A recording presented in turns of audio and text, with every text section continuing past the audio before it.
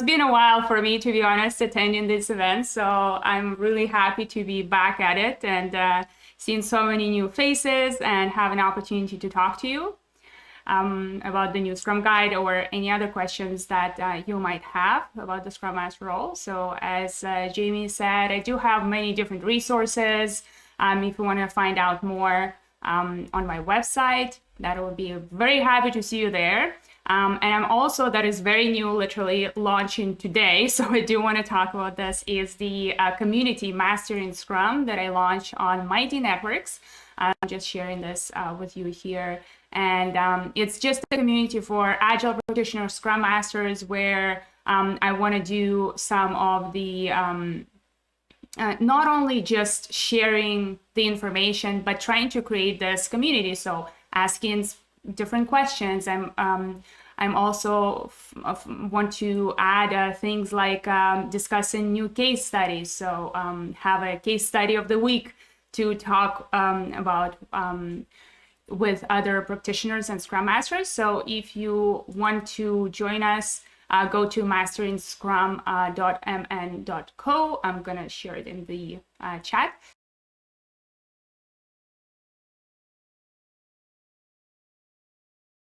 That's a little bit about me, but let's get back to the topic of today's meetup, the Scrum Guide 2020. And I will do a little bit of a presentation, but then I will open up more of a Q&A and allow you to ask some questions. So first, I'll go through some of the slides and talk about the changes in the Scrum Guide, and then give you an opportunity to ask questions with through the Miro board as well. So let's get started. And the Scrum Guide changed in November, right? And it's been 3 years since it changed last. Last change happened in 2017. And this new change was pretty big, to be honest, right? And it was initially postponed. The change was supposed to happen a bit earlier in the year, and with everything that was happening in the world, it was postponed, and many things changed even since then. So today, what we're going to talk about is what changed and what hasn't changed. And a very important thing. While many things changed, there are some very key elements that did not change in the Scrum Guide. Then we'll do the Q&A, and as you can see, we're kind of going over with in a liberating structure, what, so what, now what, just at least using the name. And then we'll have an opportunity to for you to actually think about what does it mean for you as a Scrum Master, what these changes bring to your role. Do you need to adjust? Do you need to change things that you're doing right now or not? I want to give you an opportunity to think about that as well. Okay, so let's start the Scrum Guide, the new Scrum Guide. Right? And I'm going to talk over those items one by one. Obviously, the latest Scrum Guide is on the scrumguides.org. And if you want to have a side-by-side comparison, check out the amazing outcomes, side-by-side comparison on scrumguide.com. You will be able to find more of the details. But let's try to understand what actually changed. Well, first of all, it became shorter, 5 less pages. That's a lot, considering that the Scrum Guide was already, only about 19 pages. If you remove the title page and the last page, it was about 17 pages of the text. So that's 25% decrease, right? That's a lot. And obviously, it means that it became much less prescriptive. Some of the things that were removed are practices or examples, right? Because some of those practices or examples were taken as, well, that's the thing we have to do. The Scrum Guide tells us to do this, so some of those things were removed. And I'm going to give you a very specific example of that. So what does it mean less prescriptive? It means there are more things that we need to figure out on our own. We already say, well, Scrum is easy to understand, difficult to master. Well, one of the reasons why it's difficult to master is because it doesn't tell you how to master it. It just gives you the rules of the game. and then lets you figure it out. And that's why less prescriptive. It's kind of better and more complicated. Another big change is there's only one team, the Scrum team. So the language has changed there. We had the development team and the Scrum team. Now there's developers. That's the new role, new accountability in the way it is written. It's the same role. It's the same accountability. We just changed the language. Why was it done? Because previously when it was never intentional, but previously we had a Scrum team and the development team, right? And just on subconscious level, we as humans kind of were looking at the development team as a separate team. Well, there are two types of teams, development team and Scrum team. And it was never the intention of the Scrum Guide. It was always only one team, the Scrum team. Everybody's on the Scrum team working together towards achieving the team's goal. And because of this language, it was kind of unconsciously for a lot of people, feeling like there are two teams, separate teams, and they're working separately. With this change in language, we're highlighting the importance of only one team. One team, the Scrum team, and everybody on the Scrum team is accountable for delivering value, right, at the end of the day. Now, new commitments added. The sprint goal, the product goal, and the definition of done. Now, definition of done was already in the Scrum Guide. It was not an artifact, it was not a commitment, but it had its own section. Now it's very specific. It's a commitment on the increment level. When we're building an increment, we're committing to the definition of that. The sprint goal was already in the Scrum Guide before, obviously, right?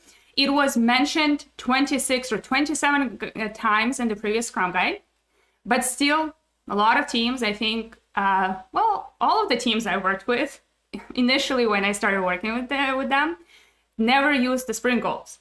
Now a sprint goal is very specifically highlighted. It was always there. It's just now is very specific. Sprint goal is a commitment on the sprint backlog level. And now the product goal kind of is new. We already were talking about the product vision before. The product vision was mentioned in the Scrum Guide. It was always something that the product owner was accountable for. But now we once again have a very specific commitment on the product backlog is the product goal. Now, self-management team, a Scrum team versus self-organizing development team. This is the most, I guess, confusing change in a way. But what we're trying to highlight here, first of all, the whole Scrum team, because there's only one team, everybody on the Scrum team. And previously, when we were talking about self-organizing development team, we're saying, well, the development team self-organizes around how they are going to turn product backlog items into a done increment. Self-managing Scrum team not only includes how, but also what, right? The product owner is part of the Scrum team. So it is important for the whole team to self-manage around what we're going to build, how we're going to build it, and everybody is involved in that self-management. Right? We're also kind of stepping away from the term self-organizing, because it does have a lot of this negative connotation where people think, well, self-organizing means that everybody's just running around, not knowing what to do, right? And just doing whatever. Instead, we're more focused on what it means on a day-to-day basis for the team to be self-managing, managing their own work and what they're working on. And the last thing I highlight here is Scrum Master accountabilities described better. I'm going to touch on it in more detail in one of the later slides to show you a bit more what I mean by it. What hasn't changed? Very, very important. Scrum is still Scrum. The reality of the new Scrum Guide is that for me, someone who already knew the Scrum Guide in and out, understood all of the kind of connotations around different parts of the Scrum Guide, the Scrum Guide didn't change. It just became more specific. There's things that were added into the Scrum Guide that people think, well, that's new. No, it's not. There is nothing incredibly new in the Scrum Guide. The terminology changed, But what is already there, it was there. It is just more highlighted right now. That's why here I say elements that seem new have been there all along. They're kind of written in between the lines, right? For example, oh, the sprint goal is new. Well, no, it's not. It has always been in part of the Scrum Guide. The sprint goal was mentioned 27 times in the Scrum Guide, so it was already there. The product goal, well, product vision is kind of a product goal, and it was already in the Scrum Guide. That was always highlighted.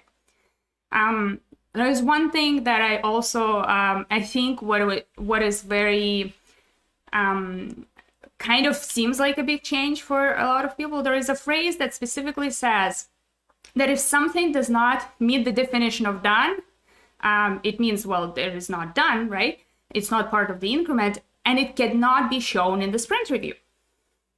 Don't know what exactly the wording is, but, and I've seen discussions around that. Well, seems new. This is too much. That is too prescriptive. Well, that was already part of the Scrum Guide. That was already expected that if something is done, it should not be shown in the sprint review. It was just not written down. So that is not new. It was always there. And that is always something that we were teaching our students in our Scrum training. Rules of the game didn't change, just got called out. That's kind of what I'm talking about here. And then example practices are still recommendations. Some of them were removed. More specifically, finally we got it, the daily Scrum. The changes to the daily Scrum. What are the changes? Kind of looking at side-by-side comparison. Here on the left side at the bottom, it says, well, hey, here is an example of what might be used that unfortunately became a must-do of the daily Scrum for a lot of teams, just because it's written in the Scrum Guide. Well, that example is no longer there. And more specifically, it actually says the developers can select whatever structure and techniques they want, right? So we no longer have this prescription. Finally, the best change ever, to be honest. But now we need to figure out, well, wait a minute. What do I do then in daily Scrum? What questions should we ask each other during daily Scrum? Because now the Scrum Guide doesn't even give us a recommendation. Another big change was, well, not a big change, but another change that was pretty specific was around the team size, right? Previously, it was always saying it needs to remain small enough to reduce the complexity required for coordination, collaboration, but big enough to be able to achieve a substantial amount of work. Now it's no longer 3-9. Those numbers are no longer there, but it's 10 people. And how is it is written? Well, we've seen in our experience the teams that are 10 or less people are much more effective. That's how it's written. Once again, it's still a recommendation. It's just changed a little bit here.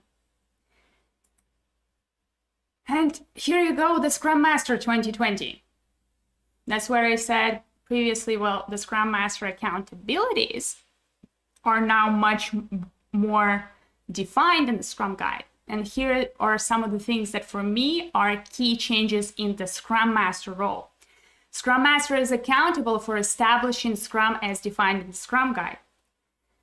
The wording was very different. Now it's very specific, right? Accountability, that's a very strong word. I'm accountable, right? And now it's no longer just helping everyone follow the framework, it's establishing Scrum, right? That's where we can say, well, if it's not there yet, in the organization is not there yet to run the Scrum framework, well, I need to establish the foundation for this organization to be able to successful with Scrum, right? It's not only about teaching Scrum, right? But it's actually making sure that I setting the foundation for the organization and my team for the Scrum framework. So establishing and accountable here are very important words. Now going to the right one. Scrum Master is accountable for the Scrum team's effectiveness. Well, that's a big one. Accountable, once again, a very strong word. And now effectiveness. At least it's not efficiency or performance, right? We've never been accountable for that. But what does it mean to be effective? Well, the Scrum Guide doesn't tell us. How do we define effectiveness of a Scrum team within the Scrum framework? Well, that's where we need to figure out, well, what does it mean? And how do I, as a Scrum Master, help my team achieve the adequate level of effectiveness, right? That's a very big kind of change. It's very specific there. Scrum Masters are true leaders who serve the Scrum team and the larger organization. Very specific. This phrase was also added for the reason that we want to highlight the fact that the Scrum Master does not only work with the team. It was always the case, right? But here we highlight the need for the Scrum Master to act as a leader, to be a true leader. And also someone who not only works with the team, but the organization in general. It's much more specifically highlighted. It's not new. It's always been there, right? It's just now it's written down. And then there are some of the other things that I highlighted here at the bottom that are part of the description of how does a Scrum Master serve the Scrum team, the product owner, the organization. And these are the things that for me are important changes. Well, causing the removal of impediments to the Scrum team's progress. Here's the difference between how it was before. It was saying helping remove impediments, right? And I think the wording here, causing the removal of impediments, is much more well defined, because the Scrum Master is not there to just be the hero and just solve all the problems of the team, but actually working with the organization on those impediments that are outside of the team's control to cause their removal. It's not that the Scrum Master is there to kind of shovel the snow by themselves, but they are thinking about how can we as a team remove that impediment, how the organization helps us remove that impediment, right? So it's different. It's not the doer, more of the driver. Right? Removing barriers between stakeholders and the Scrum teams. Once again, another way where we see the Scrum Master role in the larger organization, where we are talking about the stakeholders and Scrum Master's involvement in that. Planning and advising Scrum implementations within the organization. That's about establishing Scrum, right? Very, very specific. Well, I am a Scrum Master. I'm driving this change. What am I going to do to help drive this change? And then helping establishing empirical product planning for a complex environment. That's more on the product level. Well, what is empirical product planning? Why is it different from traditional? How can I help everyone in the organization understand that, including especially my product owner, right, who I work with?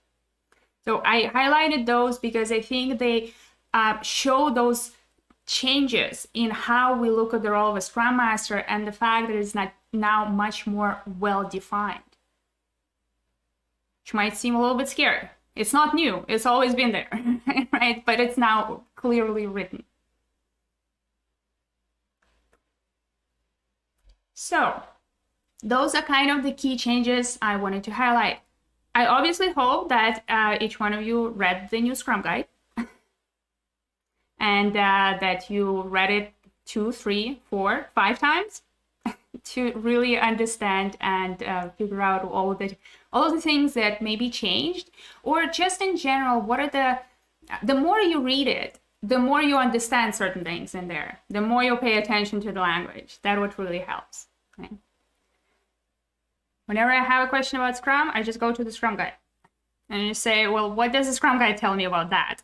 If it doesn't tell me anything, then it means I need to figure it out on my own. So let's actually have a quick discussion about that. And I want to give you an opportunity to actually put in some of the questions for yourself. So I see there are lots of people who are already in Miro. I'm gonna bring everyone to the screen, and I want to give you some time to write down a question. What is this burning question that you would like to ask about the new Scrum Guide? the changes that have been made, maybe something that surprised you, something that you struggle with, some of the changes that are seem a bit too much, or maybe just the favorite change of yours that you see in the Scrum Guide. So I'm going to give you a couple of minutes to populate this with a question, and then we'll do a little voting session and see, because I obviously don't think we'll be able to answer all the questions.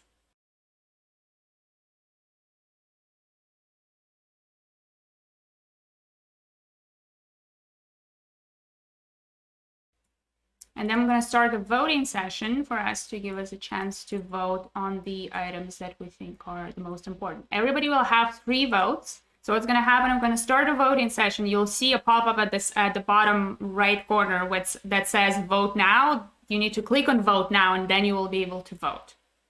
And to vote, you can just click on the note. You'll have 3 votes per person. We have this one with 18 votes. What are the first 3 little steps I should do differently as a Scrum Master now due to the new version? That's a good one, but there is also something that I wanted to ask you at the end of the session. But let me, I guess, go back to some of the things that I think you should do. Okay. And first thing for me is get back to research and reading and making sure that you actually understand your subject. Right? Well, the Scrum Guide has changed, and there are some reasons for it, obviously. And I think it's very important for a Scrum Master, because you are the representation of Scrum in your organization, really, to be on point about Scrum itself, right? So I would say go back to make sure that you understand why those changes were made. What do they mean for you? Do some research, studying to kind of realign yourself on the new Scrum Guide and Scrum in general, right? So that's the main step, number 1. Then I would say, if you're working right now with the organization, well, make sure that everybody else knows that the Scrum Guide has changed and why. If you haven't done a Scrum introduction or review with your team in a while, that's a perfect time to do it right now. Go back to basics. Yeah, I know everybody, well, we've been working with Scrum for 2 years now. We know everything. Well, Scrum has changed for a reason. Let's make sure we understand why. So going back to teach your team and your organization, whoever works with your team, managers, right? Maybe product teams, all about Scrum. So that's definitely a good step to also do. I know you said 3 little steps. Those are not little steps. Those are big steps, but they're necessary, definitely. And other things, I guess, for me, it's going back to review what your role is right now, how it is written in the Scrum Guide, and trying to understand, does it actually, what changes for me? Did I maybe miss some of those items that were there, just not written more specifically, right? Are there any things in the Scrum Guide that I'm missing right now as a Scrum Master? Are there any things that I was not putting enough attention to? Whether it's establishing the Scrum framework, working with stakeholders, helping everyone understand empirical process control theory and a complex environment, right? Going back to that list and saying, well, anything that actually I'm missing? What else should I be doing right now? Did it help me understand my role a little bit better? Maybe if anyone has anything to add to that, I don't know. Can I add something? Yes. Sorry, just to break the silence. Thank you. Well, one thing that I've done with my teams was to actually I've created a session where we looked at the history of the Scrum Guide. So not just the previous version, but the others before that and before that. Because a lot of people are not really aware of what was there even like 10 years ago or something. So and it's interesting because there are some concepts back then that actually could be quite useful to see how they, the origin story of where some of those ideas come from. So that's one thing I've done to kind of get people to, okay, that's how it started. So the evolution process of the guide was a good thing to go through. Yeah, good, very good point. Thank you. The next question. Yeah, go ahead, Mark. So we can take this offline, but just so one struggle for me in trying to share this information is some of the feedback that I get from my team is from my team, and then also management that I'm reporting to, is that we're too busy to spend a session to do this. You need to just give us a document that's easy to read, that we can read in 15 minutes, share it with the team, and then let them digest it. And so that's what I'm trying to figure out, is how to maintain that balance into influence, that this is important, and we do have work to do, but this helps us to do our work better. Well, I mean, it's 12 pages. How busy are you? What are you doing? Honestly, that's the first thing. And then maybe going back to the basics of Agile, because Agile has a very specific principle about continuous improvement, right? And the fact that the Scrum Guide is changing highlights that the Scrum itself is inspecting and adapting. And if it needs to be a 15-minute session, well, okay, let's highlight the biggest changes, right? Let's just highlight those, but also really working with the organization and your management to highlight those basic foundational concepts of what Agile is about. Because if you're not improving, and if you say, well, we're fully Agile, done. Well, then are you really Agile? And then also I just wanted to find this little meme here to show you that I absolutely love. Is this one? Anyone saw this one before? Are you too busy to improve? The square wheels. Right? Don't be that guy. Just change the wheels. It's really interesting how, these organizations will implement Scrum, and the Scrum Masters know about Scrum, product owners maybe a little less, and then the Scrum team itself, they have no idea. Like the first time I tried to talk to the team about Scrum values, they had no idea what I even meant by Scrum values. Like it's amazing how many people out there that really, they know, okay, we have daily Scrum, and we have retro, and we have planning, and we might have a sprint review, but they don't really understand Scrum, right? And trying to find find the time to get that knowledge into your team is difficult, because and some of them frankly don't care and they don't want to know, right? So how do you get past that? But I don't know that you do. But anyway. I think that's interesting though, because if teams or if organizations don't have time, right? What is the value that they're trying to get from a Scrum Master?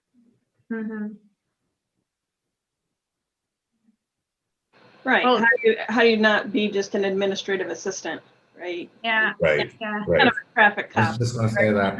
Babysitter. Yeah. Like in a lot of teams, you'll see people are called Scrum Masters.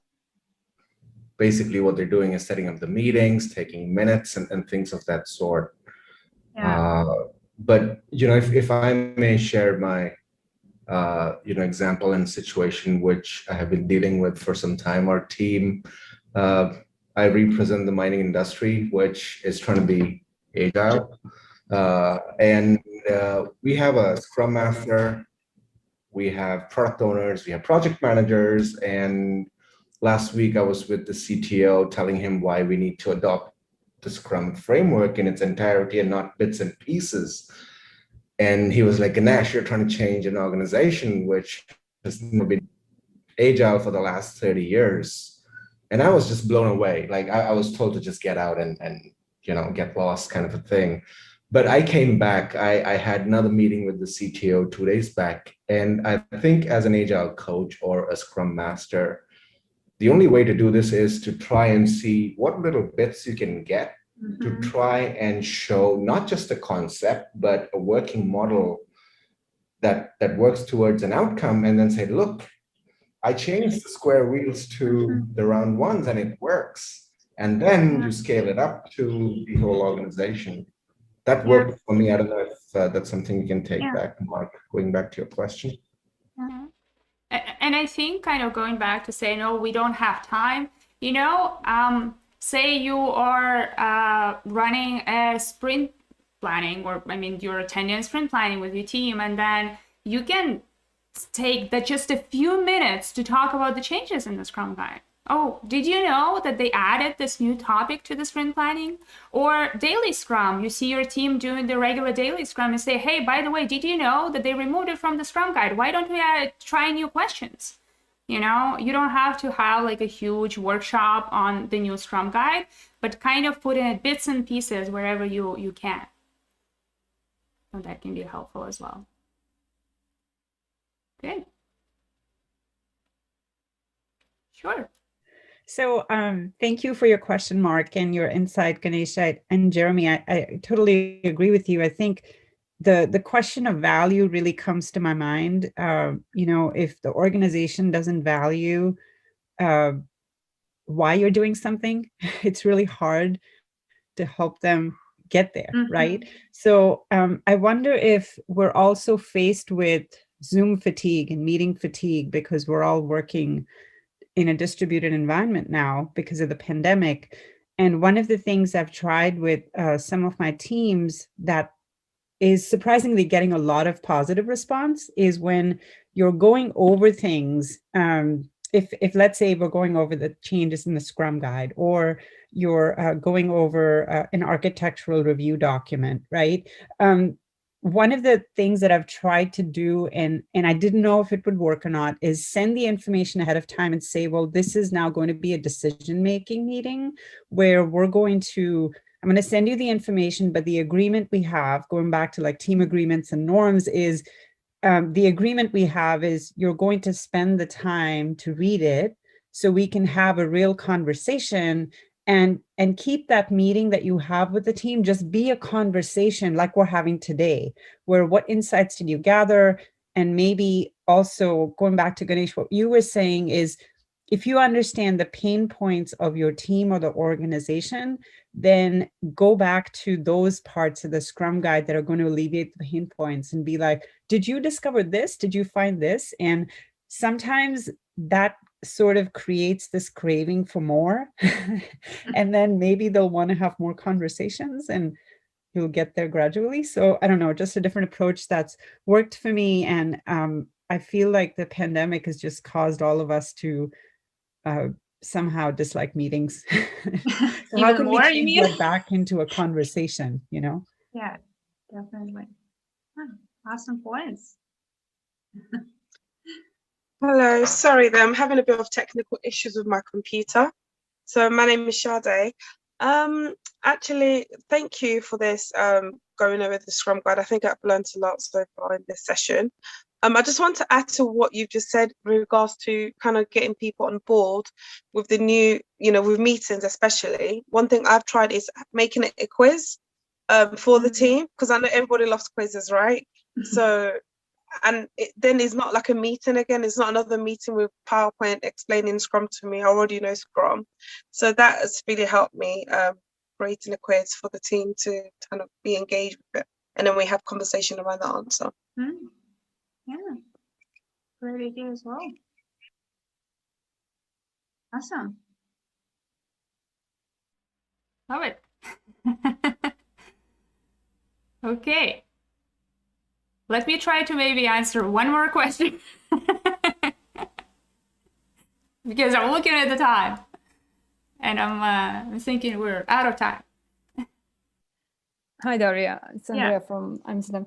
Yeah. I would like to ask you if, because that's of course not part of the Scrum Guide, but if you are involve your team with some of the Scrum games and which they loved really. So just to get some ideas, what can we do on the retrospectives? Because that can be effective, you know? So just, for example, also to use the essential cards, you know, for example, but feel free to just say whatever pops up your mind, what you used in the past, and they really loved it. Oh, for the retrospective. Well, let me, for the retrospective, I definitely do recommend going to, first of all, I have the retrospective scorecards, right? They have 20 different techniques, or the guide, the retrospective Scrum Masters guide. But I also offer, I have like a free downloadable on my website for retrospectives. So if you're looking for some ideas, you can find it on my website as well. For some extra ideas. Okay. Yeah, so definitely helpful. And there's so many ideas. But now let me get back to those some questions here. While I have just a few minutes, and then I'm gonna give you some time to think for your next step. So one of the questions here is, how do you help your team come up with a sprint goal? And then there is another one that has 12 votes. How do you help create an effective product goal? So they're kind of aligned, both of them. How do you create a goal? Well, I guess that's the overall question. How do you create an effective, inspiring goal that can bring people together, right? And there are many different ways to go about it, but always remembering that a goal has to be, well, smart, right? It applies to sprint goals. It applies to product goals. It needs to be measurable. It needs to be challenging, but still achievable, right? And when we talk about the product goals, the sprint goals, some of the things that really help is try to, in a way, separate the goal from specific features on your product. A goal doesn't have to be a feature we're delivering, right? That's why we often say, well, see a sprint goal or product goal that is difficult to achieve because it's basically just finish all the sprint product backlog items, right? And that's where it gets difficult, because it's not about specific items that you need to complete to achieve a goal. And something that I like to give as an example, think of it as a personal goal that you set for yourself. For example, you say, well, I want to have a better night's sleep in 2 weeks. I want to feel more rested and healthy, right? I want to sleep better at night. This is a more broad goal that allows you to have flexibility in how you're going to achieve it, versus a goal that would say, well, in the next 2 weeks, I'm going to wake up at 6 a.m., do 1 hour yoga, eat this particular types of salads, and then I will be healthier. But that locks you into those sprint backlog items that might not help you actually achieve your goal, because your goal is really not about doing yoga or waking up at a certain time, but actually feeling healthier by the end of it, right? And maybe waking up at 6 a.m. doesn't work for you, right? And it doesn't help you feel healthier. So how can you change those items, backlog items, into something different? So your goal has to give you some flexibility in how you're going to achieve it. And it applies both to the sprint goal and to the product goal, right? And it needs to bring the team together, to give them the purpose to work as a team instead of everybody working in a silo. And that's what a good goal is. And once again, a product goal, same as a sprint goal, is just a different time frame, really, right? Sprint goal is for this particular one sprint, while the product goal is for the product overall. And it might be a long-term goal that we want to achieve, say, the easiest thing that I would kind of compare it to is, say, a release objective, right? It is measurable. It might be either measured by a date or by the amount of value you want to create, right? So it's a long term, most likely will include several sprints. It's kind of what how we can look at these two goals differently, right? But still in the same way, because they still need to share the same qualities. Okay, I unfortunately have to finish these questions here. I know there are a lot of other questions. I think there's a couple of things on the product goal once again, so I hope what I shared helps with that. But I do want to give you a little bit of time to actually reflect on what we discussed here. And let me actually open it up. There you go. And let's do a little 15% solutions. But Jamie, what do you think? Should we actually give them a chance to discuss it in a pair? We just have 5 minutes, so yeah, you can send everybody off to a pair. I'll send everybody off to a pair to discuss their 15% solutions really quickly, just for a few minutes. Yeah, so think about, what is your 15%? What does it mean? Where do you have discretion and freedom to act? What can you do without more resources or authority? So given what we've learned today about the changes in the Scrum Guide, right? What is a bold next step for you to take? And identify even just one, right? So a few minutes to discuss in a pair to give you some more ideas. Okay, sending you off now.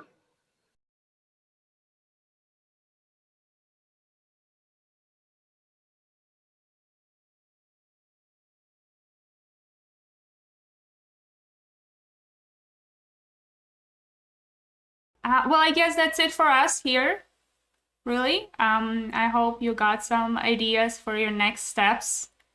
I know we only had an hour. Hour is not a lot of time.